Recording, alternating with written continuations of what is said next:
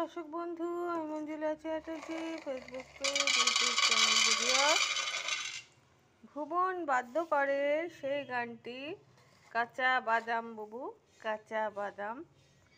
এই কাঁচা বাদামটাকে যদি আমি ফ্রাই করে রেখে দিই তাহলে পরে এই বাদামটা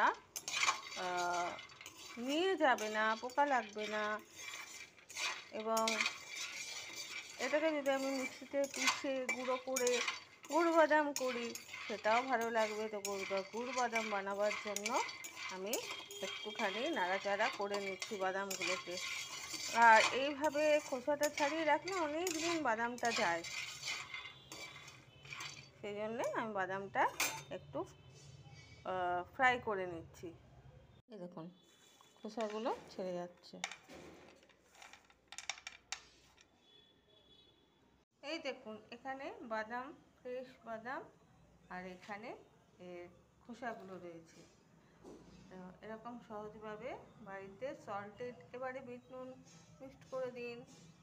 আর যদি বাদাম বাটা খাবার ইচ্ছে হয় তো এটাকে বেটে প্রসেসে বাদাম বাটা খেয়ে নিন, কোনো অসুবিধে নেই।